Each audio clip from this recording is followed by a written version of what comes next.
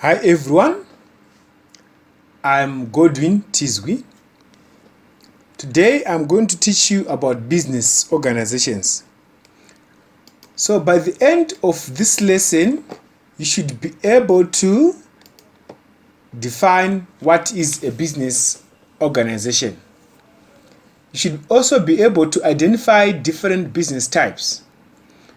And lastly, to know the advantages and disadvantages of each business setup.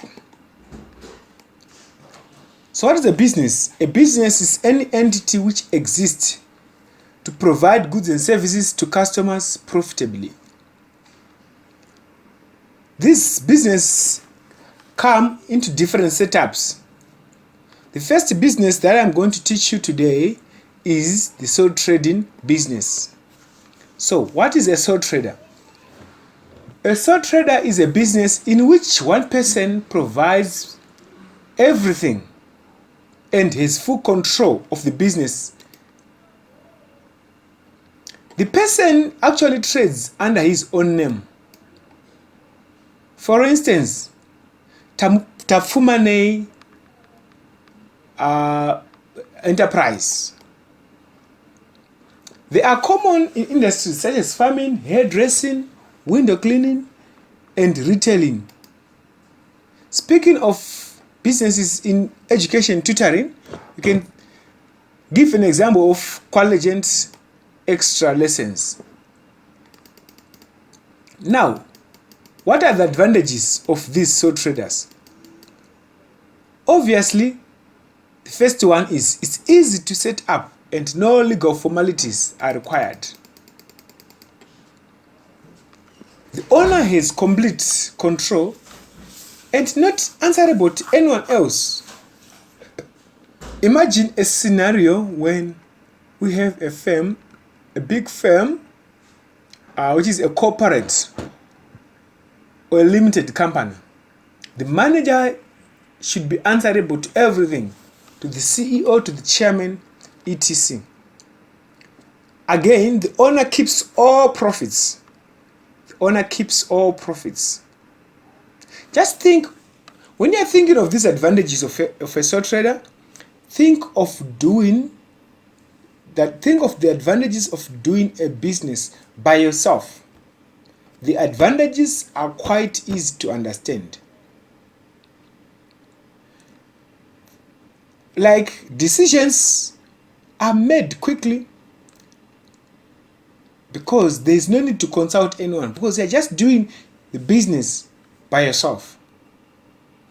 Having spoken these advantages, let us look at the disadvantages. The first one that I like is there's unlimited liability. Unlimited liability. We are saying that in case your business fails, or there is an obligation, a debt that you need to pay, and you fail to pay it in time, you are going to lose your assets, your private assets.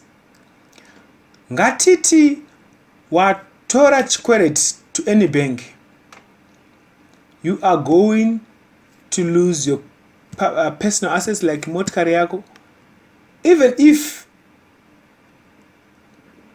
it's not pakakwereta mari, it was not for personal use.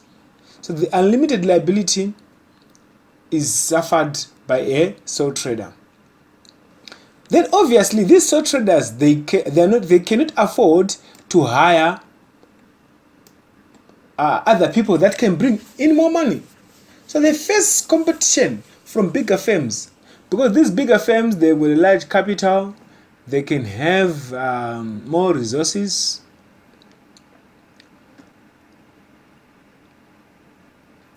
Another disadvantage is it may be difficult to raise finance to expand the business. Since capital is obtained from personal savings, borrowing and plowing back profits, the firm has no access to larger capital markets, because mostly they will not be listed on the stock exchange. And obviously, sole traders often overwork for themselves. So meaning, if you are doing a lot of tasks, you are most likely not to do other tasks well.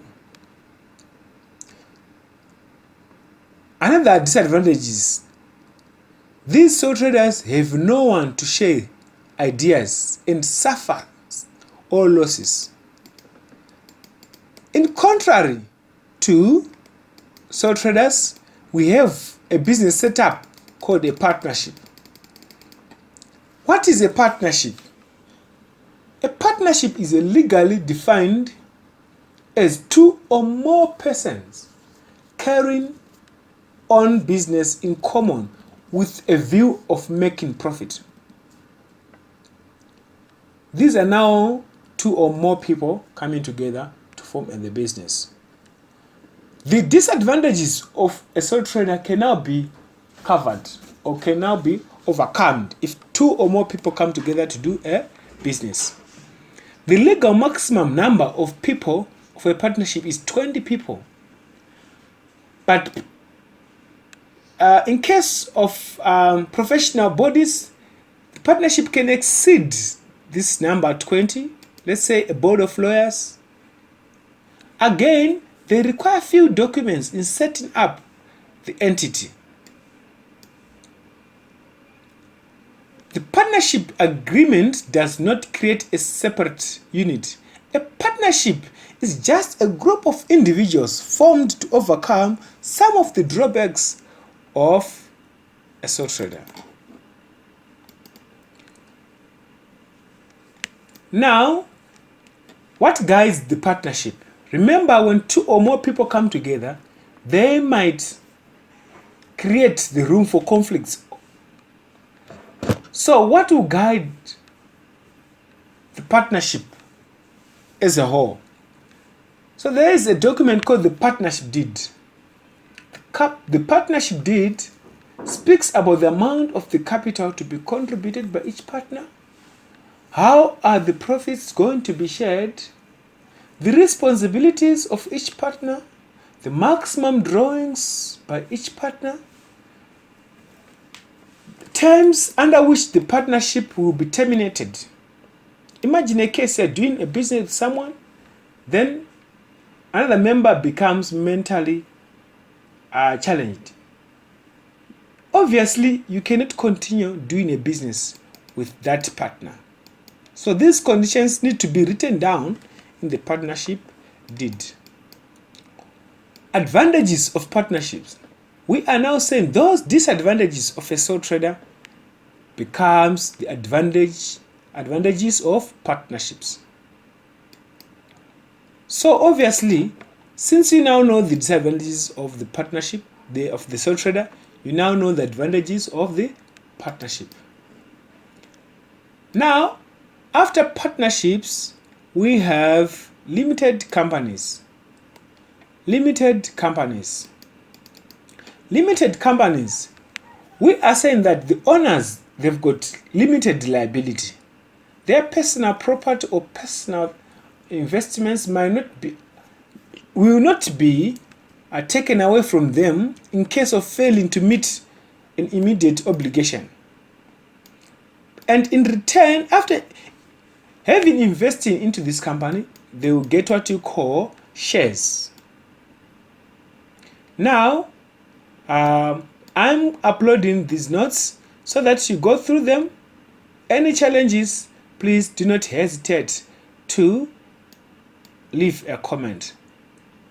It's bye-bye for now. Thank you.